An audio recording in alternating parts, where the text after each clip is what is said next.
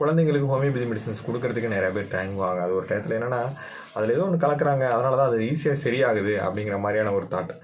அது என்ன கலக்கிறாங்க அப்படிங்கிறத வந்து சில பேர் வந்து ஸ்டெராய்டு கலக்கிறாங்க, அது கலக்கிறாங்க, ஒரு பொருளையை கிளப்பிக்கிட்டே இருக்காங்க. ஆனால் இப்போ ரீசெண்ட் டேஸில் என்ன ஆச்சு அப்படின்னா அதெல்லாம் நிறையா பேர் இந்த மெடிசன்ஸ் என்ன தான் இருக்குன்னு போய் செக் பண்ண ஆரம்பிச்சிட்டாங்க. செக் பண்ணி அந்த மாதிரிலாம் எதுவும் கிடையாது அப்படிங்கிறத நல்லா தெளிவாகவே தெரிஞ்சுக்கிட்டாங்க. தெளிவாக தெரிஞ்சுட்டு இப்போ நிறைய பேர் ஹோமியோபதி மெடிசன்ஸ் எடுக்க ஆரம்பிச்சிருக்காங்க. முக்கியமாக பார்த்தீங்கன்னா ஆஸ்மா கம்ப்ளைண்ட்டுக்கு. ஸோ ஒரு ஆஸ்மா வந்து என்ன திரும்ப ரிப்பீட்டடாக வந்துக்கிட்டே இருக்குது, நெபுலைசர் யூஸ் பண்ணிகிட்டே இருக்க மாதிரி இருக்குது, 10 வயசு வரையும் ஆஸ்மா இருக்க தான் செய்யுங்கிற மாதிரியான ஒரு கண்டிஷன்ஸ் இருக்குங்கிற இடத்துல ஹோமியோபதி மெடிசன்ஸ் எடுத்து ஒரு 3-4 மாதத்தில் அதை சரி பண்ணிக்கிறாங்க. ப்ளஸ் திரும்ப சளி இருமல் காய்ச்சல் வருது, மூக்கடைப்பு பிரச்சனை, இல்லை சைனசைட்டிஸ் பிரச்சனை, டான்சிலைட்டிஸ் பிரச்சனை, நம்ம ஆப்ரேஷன் குழந்தைங்களுக்கு பண்ணியே ஆகணுமா, சின்ன குழந்தைங்களா இருக்கே அப்படிங்கிற மாதிரியான கண்டிஷன்ஸில் சரி மெடிசன்ஸ் எடுத்து பார்க்கலான்னு சொல்லி நிறைய பேருக்கும் டான்சிலைட்டிஸ் பிரச்சனை சரி பண்ணிக்கிட்டு இருக்காங்க.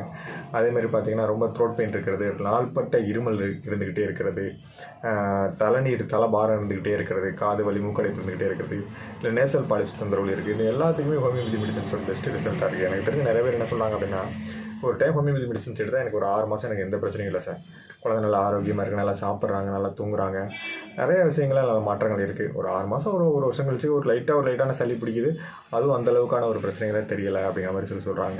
ஏன்னா ஹோமியோபதி மெடிசன்ஸ் அப்படிங்கிறது நல்ல நோய் இம்யூனிட்டி பவர் நல்லா இன்க்ரீஸ் பண்ணும். அதனால் ஹோமியோபதி மெடிசன்ஸ் எடுத்தவங்களுக்கு தெரியும். அதை எடுக்காதவங்க சும்மா சரியாக தேவையில்லாத ஒரு பொருளையில் கிளப்பிட்டு இருப்பாங்க.